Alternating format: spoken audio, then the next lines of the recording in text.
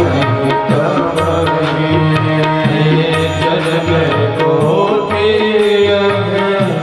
ना सहित वही जन्म कोटि ना सहित वही जन्म कोटि ना सहित वही। तुलसीदास जी कहते हैं भगवान के सन्मुख जब जीव होता है, जब जीव भगवान के सामने पहुंचता है, एक जन्म क्या करोड़ों जन्म के आग का मतलब होता है पाप, करोड़ों जन्म के पाप नष्ट हो जाते हैं। मानो भगवान श्री कृष्ण ने विचार किया कि यदि मैंने इसको देख लिया तो इसके सारे पाप धुल जाएंगे और अभी मुक्ति को प्राप्त हो जाएगी और इस जो माया से इसने रूप बनाया है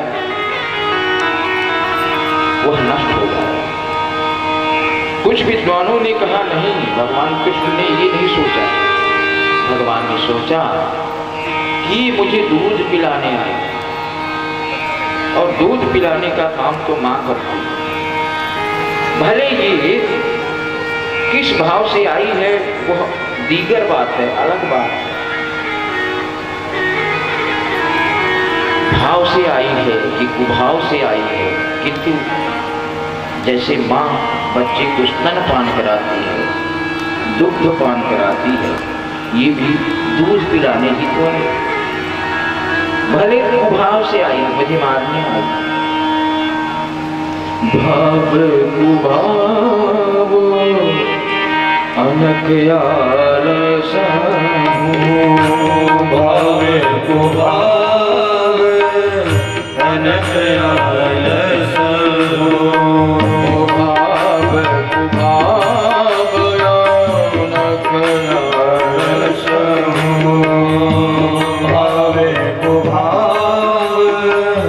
अनक आलस भाव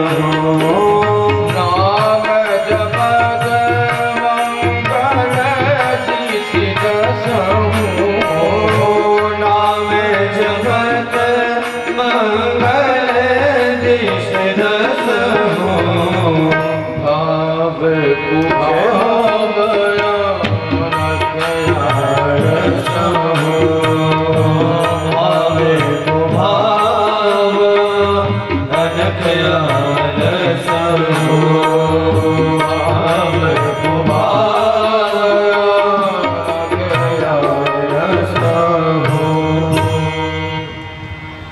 भले ही कुभाव से मुझे दूध पिलाने आई, किंतु मेरे शरण में तो है, मैं इसे कौन सी गति दूं? भगवान यह सोच रहे हैं कि आज ये दूध पिलाने आई है तो इसे भले मुझे मारने आई है इसी बहाने, किंतु माता की गति दूं कि दूसरी गति दूं? अनेक भाव उसने विद्वानों ने इस प्रसंग में व्यक्त किया है।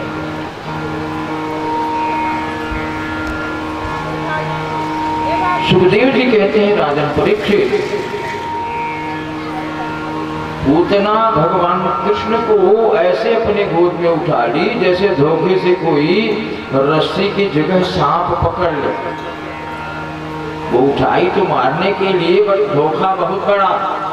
जैसे आप रस्सी के बहाने, घर में हमने रस्सी रखा है, उठाया और पता चला रस्सी नहीं है, वो सांप है।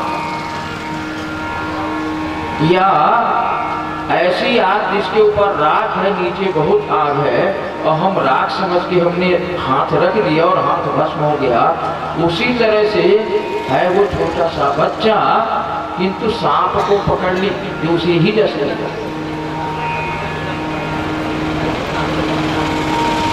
और धीरे से उसने उसके प्रभाव में कोई मना भी नहीं किया कि क्यों बच्चे को उठा रहे हो। बच्चे को उठाया और धीरे से अपना एक स्तन बच्चे के मुख में दे दिया, दूध पिलाया। भगवान कृष्ण दूध पीने लगे। भगवान श्री कृष्ण ने लिखा है कि दूध रोष समन्वितो पिबत। भगवान दूध के साथ साथ धीरे धीरे रोष से उसके प्राण पीने लगे।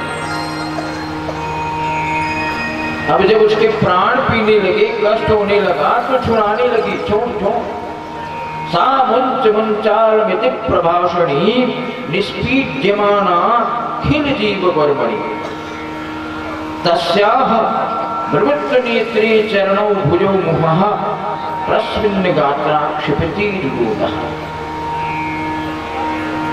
अब बोलने लगी कि छोड़ो बेटे, छोड़ो छोड़ो, छुड़ाने लगी। प्रस्मिन् गात्रा क्षिपति निरोधः। अब भगवान क्यों छोड़े?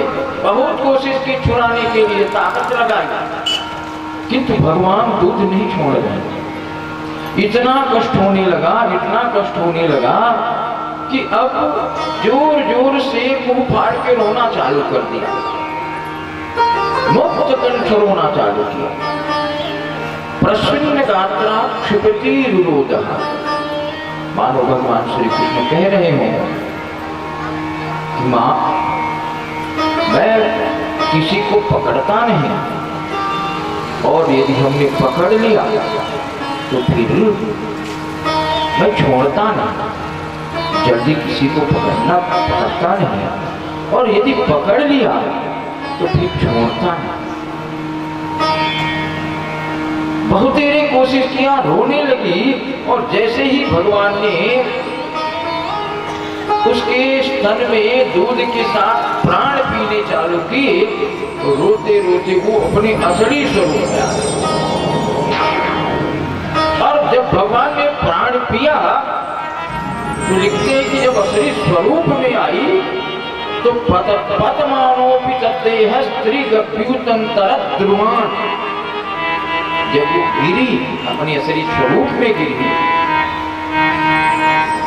तो उसका जो शरीर था त्रिगप्युति का था। गप्युति संस्कृत में 2 कोष को कहते हैं, और त्रिगप्युति का मतलब 6 कोष।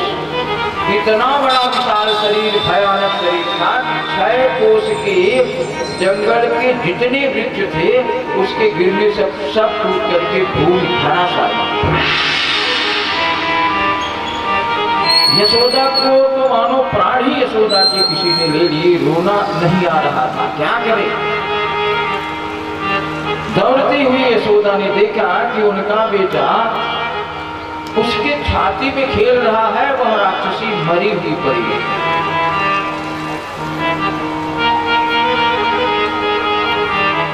किसी तरह से यशोदा ने उठाया, और उठा करके बहुत लाड़ प्यार किया, और भगवान श्री कृष्ण को गाय की पूंछ से भगवान श्री कृष्ण की नजर उतारी। यहाँ भागवत में